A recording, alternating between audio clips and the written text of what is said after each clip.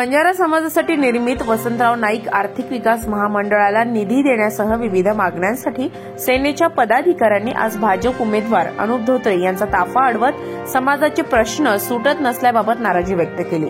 बंजारा समाजासाठी वसंतराव नाईक यांच्या नावाने असलेल्या आर्थिक विकास महामंडळाला निधी देणे, जात वैधता प्रमाणपत्र व नॉन क्रिमिनल अट असे खोटे जात प्रमाणपत्र मिळवून नोकरी मिळविल्यामुळे बंजारा समाजातील युवकांवर अन्याय झाला। त्या संदर्भात कार्यवाही करणे व इतर प्रश्नांकडे गेल्या काही वर्षापासून दुर्लक्ष होत असल्याचा आरोप गौर सेनेच्या पदाधिकारी तसेच गावकऱ्यांनी केला। होळी उत्सवानिमित्त वेगवेगळ्या ताड्यांवर भाजपाची उमेदवारांनी भेटी दिल्या। बार्शीटाकळी तालुक्यातील जाम वसू या ठिकाणी लोकसभेचे उमेदवार अनुप धोत्रे व इतर पदाधिकारी गेले असता सरकारचा प्रकार घडल्याचे सांगण्यात येत आहे। यावेळी बंजारा समाजाची आक्रमक भूमिका पाहता भाजपा पदाधिकारी तसेच उमेदवारांना चालत्या पायी आपली वाहने गावाबाहेरच वळवीत परत जावी लागली। तुम्ही आमच्या तांड्यामध्ये एंट्री मारत आहे।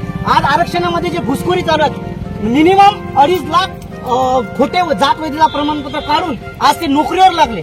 आमच्या नऊ तरुण युवा मंडळीला आज कुठे नोकरी नाही, कुठं इंजिनिअरिंग आमची ऍडमिशन नाही होत, कुठं डॉक्टर केला ऍडमिशन नाही होत। का आमच्यावर अन्याय? नॉन क्रिमिनल अट ही किती दिवसापासून चालू आहे? आजपर्यंत नॉन क्रिमिनल ऍक्टची का कोणी का आमच्यासाठी का नाही केली, का दखल नाही घेतली? आम्ही बंजारा समाज बंजारा नावाने ओळखतो, कुठं आम्हाला 44 नावाने या देशामध्ये ओळखतो, आमच्यासाठी का करत नाही? हे मोठा प्रश्न आहे। याच्यासाठी कोण लढणार आहे? आज तुम्ही निवडणुकीच्या माध्यमातून तुम्ही आम्हाला भेटीगोटी करायसाठी आमच्या तांड्यामध्ये आले, पण आमचे हे जे प्रमुख मागण्या जे आहेत हे कोण करणार आहे हे आम्हाला तुमच्याकडून जाणून घ्यायचं आहे।